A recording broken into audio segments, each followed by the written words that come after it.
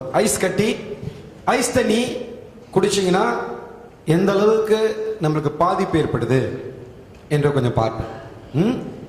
சோறு சாப்பிட்டு தண்ணி குடிக்கக்கூடாது. குடிக்கிறது கூட கொஞ்சம் வெந்நீராக குடிக்கணும். ரொம்ப சூடாக ரொம்ப சில்லுன்னு குடிக்கக்கூடாது. ஸோ இப்பொழுது நம்ம ஐஸ் தண்ணிக்கும் சாதாரண தண்ணிக்கும் சுடு தண்ணிக்கும் குடிக்கும் போது எப்படி இருக்குது? சாப்பிட்ற பொருள் எண்ணெய் பொருள். ஸோ அந்த எண்ணெய் பொருள் சாப்பிட்ட பிறகு நீங்கள் ஐஸ் தண்ணி குடிச்சிங்கன்னா என்ன ஆகும் என்று பார்ப்போமே. இது ஐஸ் தண்ணி, இது சுடு தண்ணி, ஆறுன தண்ணி. இது நார்மல் சாதாரண தண்ணி. ஸோ இப்போ நீங்கள் என்ன செய்கிறீங்கனாக்க எண்ணெய் பொருள் சாப்பிட்றீங்க. இப்போ இந்த ஐஸ் தண்ணியில் இந்த எண்ணெயை ஊற்றி பார்ப்போம் என்ன நடக்குது. இது சுடு தண்ணியில் அதே அளவு தான் போடுறோம். சாதாரண தண்ணி, நார்மல் வாட்டர். ஓகே,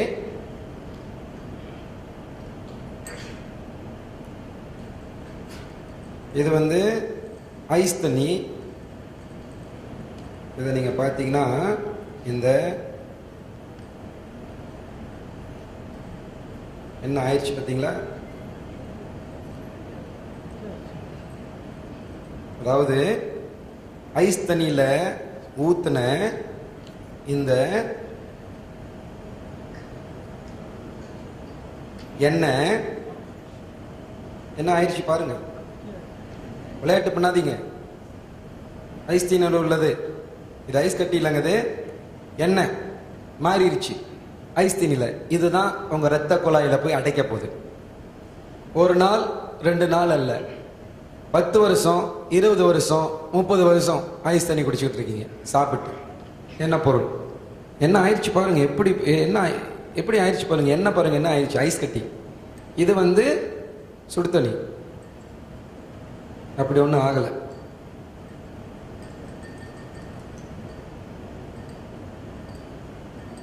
மேலே மிதந்துட்டு இருக்கும் பார்த்தீங்கன்னாக்க.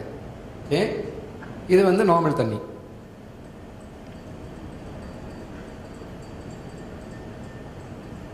இது நார்மலாக நீங்கள் பார்த்தீங்கன்னாக்க இது கொஞ்சம் இதுவாக இருக்கும். ஏன்னா அதில் ரொம்ப முக்கியமாக நீங்கள் பார்க்கக்கூடியது என்னன்னு கேட்டிங்கன்னா பாருங்கள், இன்னும் போக போக போக போக என்ன ஆயிடுச்சு பாருங்களேன்.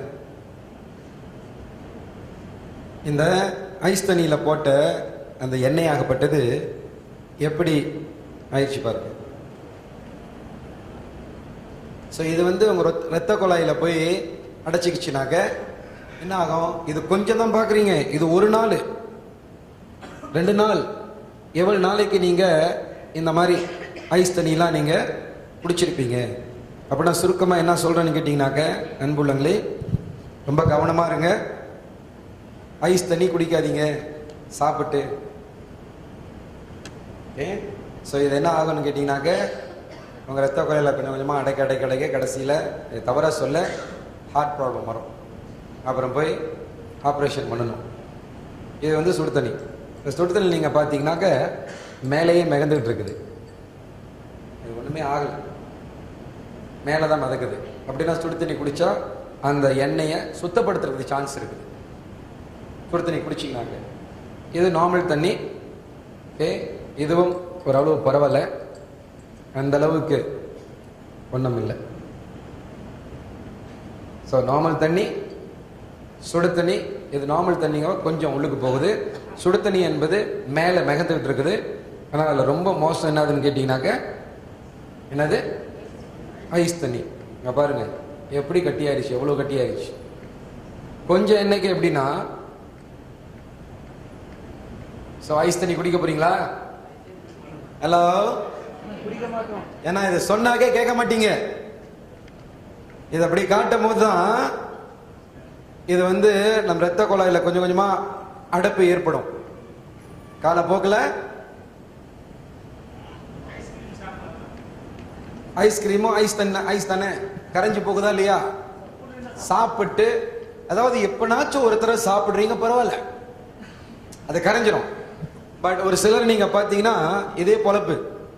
சாப்பிட்ட பிறகு ஐஸ் தண்ணி, சாப்பிட்ட பிறகு ஐஸ் தண்ணி. ஐஸ் கட்டி போட்டது மட்டும் இல்லை, ஐஸ் தண்ணி போட்டாவே இந்த எண்ணெயாகப்பட்டது இந்த மாதிரி ஆயிரும். ஸோ எண்ணெய் என்பது குடிக்க மாட்டீங்க, பட் சமையல் எல்லாமே எண்ணெயில தானே நம்ம சமைக்கிறோம். ஸோ இந்த எண்ணெயாகப்பட்டு தான் உள்ளுக்கு பாதிப்பு ஏற்படுது. இதை சொன்னாக்க நம்ம கேட்க மாட்டோம் என்பதற்காக தான் இந்த மாதிரி நீங்க பார்க்கும் போது கண்ணால பார்த்துட்டீங்களே, இதுக்கு மேல போய் ஐஸ் தண்ணி குடிப்பீங்க? ஸோ முடிவு பண்ணுங்க. ஓகே, சமைக்கிற எண்ணெய் எந்த எண்ணெயா இருந்தாலும் ஐஸ் கட்டி போட்டு இந்த மாதிரி ஐஸ் தண்ணி போட்டாவே நிச்சயமா இது இறுக்கி போகும். எந்த சமைக்கிற எண்ணெய், மண்ணெண்ணெய் ஊத்திராதீங்க.